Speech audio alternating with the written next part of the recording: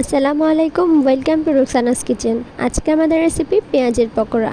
রমজানের ইফতারের সাথে থাকুক এরকম মুচমুচে একটা পেঁয়াজের পকোড়া। তো চলুন শুরু করা যাক।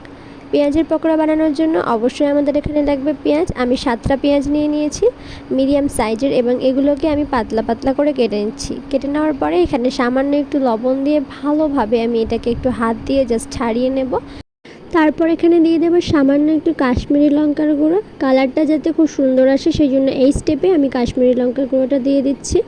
তারপর এটাকে একটু ভালোভাবে হাত দিয়ে মেখে নেব আর রেখে দেবো 1 মিনিট মতো আমাদের জন্য যথেষ্ট। 1টা মিনিট রেখে দেওয়ার পর এখান থেকে পেঁয়াজ থেকে একটু পানি ছেড়ে আসবে।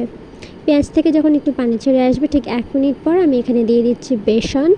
আমি যতটা পরিমাণ বেসন লাগবে ঠিক ততটাই পরিমাণে বেসন নিয়ে নিয়েছি। আপনারা আপনাদের পেঁয়াজের পরিমাণ মতো বেসনটাকে বাড়িয়ে বা কমিয়ে নিতে পারেন। তো আমি এটাকে একটু সামান্য হালকা হালকা করে পানি দিয়ে আমি এটাকে মেখে নিচ্ছি। আপনারা যদি কেউ মনে করে থাকেন এখানে একটা ডিম দিয়ে দিতে পারেন, তাহলে এর টেস্টটা আরও সুন্দর আসে। একটা ডিম ভেঙে দিয়ে দিলে পানি দেওয়ার কোনো প্রয়োজন পড়ে না, এতে স্বাদটা আরও সুন্দর হয়। আমার কাছে ডিম ছিল না, সেই জন্য আমি এখানে পানি দিয়েই এটাকে মাখিয়ে নিচ্ছি। আপনারা চাইলে অবশ্যই দিতে পারবেন। তো তারপর এটাকে আমি একটু টাইটভাবে এটাকে আমি ভালোভাবে সুন্দর করে মাখিয়ে নেব। তো দেখুন কিভাবে আমি সুন্দর করে হাত দিয়ে এটাকে মাখিয়ে নিচ্ছি।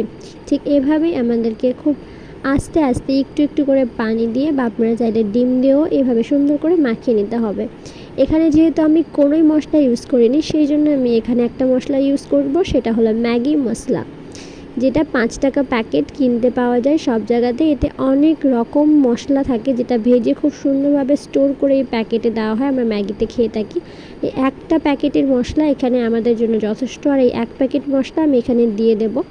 আর এখানে কোনো মশলা দেওয়ার দরকার নেই। ব্যাস আমাদের পকোড়া একেবারে রেডি হয়েছে, শুধু এটাকে ফ্রাই করার জন্য রেডি করতে হবে।